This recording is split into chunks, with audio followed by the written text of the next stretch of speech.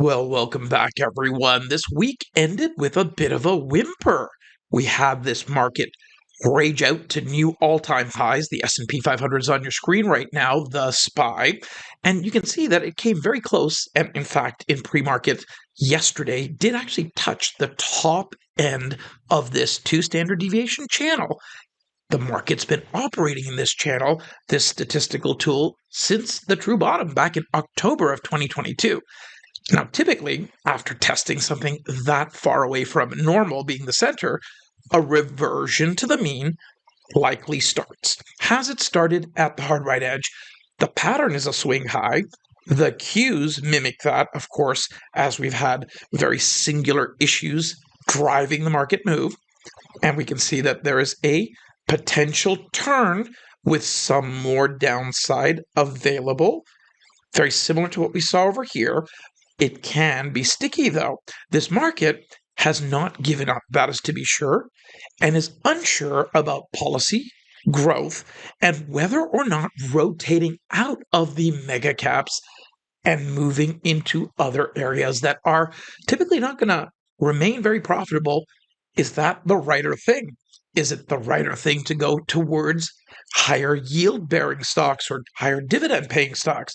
The big question mark at this stage is the consumer going to hold up, or are we in a market where the consumer hits a wall?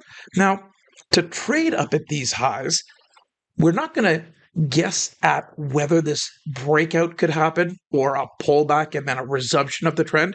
We're going to use our powerful tools to help us make better decisions. So I'm going to bring up on your screen in just a moment from now here the Champion Trend Pack Toolkit on the S&P E-minis, the futures now on the left-hand side of your screen. And in fact, we'll just make it a full main chart to start. And on the right-hand side of your screen, you've got the SPY with the same tools on both sides of the screen. Now, why am I bringing this up? Well, the S&P E-minis trade 23 hours a day. The SPY trades from 4 a.m. to 8 p.m. Monday through Friday. So we've got some extra time and signaling time on the S&P E-minis. And as a result of that, sometimes the SPY plays catch up. In this case, it is doing just that. When you take a look at the champion cross zone on the ES, it's thinned out. We actually have moved and crossed into a smaller red zone over there, and we've lost the bottom of the chart block. The SPY is on its way to compress. It hasn't done that just as of yet. So the action that's taken us down and not eradicated the buy zone, but really got us into a neutral zone where you can see the candles are blue. That's something that has a better than fair chance to play out as we move into the beginning of next week. Now, a dip down, taking the SPY down from where it's closed, about $3 to $5 would not be off base. But the backup to that is very likely a bounce back up. Now, the question mark is, while that's happening, will the futures just hang out? No, they move together. So if you're looking for some symmetry over here, a pullback on the SPY from 544, taking us down towards roughly this territory around the 540 to 539-ish area. This zone right there is effectively equivalent to this zone right over here. You can see the dates in the middle of June, and you can see the same dates over here on my horizontal axis. Effectively a dip, a test of support, and then a bounce. And the logic as well stems from some open air in this territory. When you look at the futures trade, we didn't quite come all the way down into the very epicenter of support. Obviously was resistance before the breakout. So a very straightforward idea here, and the signals really amplify it. When you look at the subchart for both the ES and the SPY on a 4-hour time frame, the 4-hour chart tends to look out 3 to 5 days in its signal throw. Well, take a look at Rob's ITP triggers, his TRP momentum crossover lines, and take a look at the Spike 2.0 tool, and of course, my triple S indicator. What are they all saying? On the left-hand side of your screen, they're saying we've actually played out some bearish momentum and we're actually flattening out on it.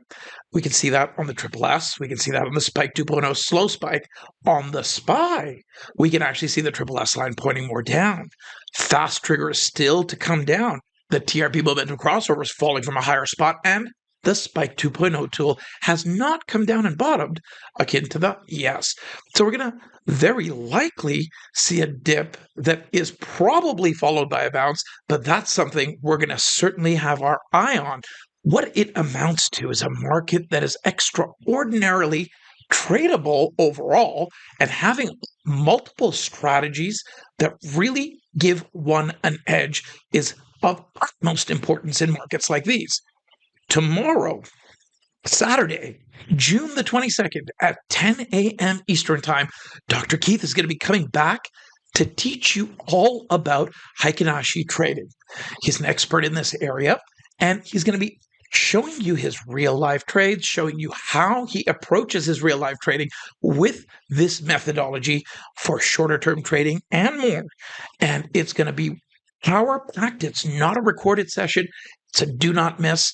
Certainly looking forward to seeing you there. Simply go to becomeabettertrader.com, get your seat, and get the skill building going for a market that is very likely going to be much more tradable as we move through this summer. Have an incredible rest of your day, and we'll see you first thing in the morning at 10 a.m. Eastern Time. Go to becomeabettertrader.com/yes and get your seat. Bye for now.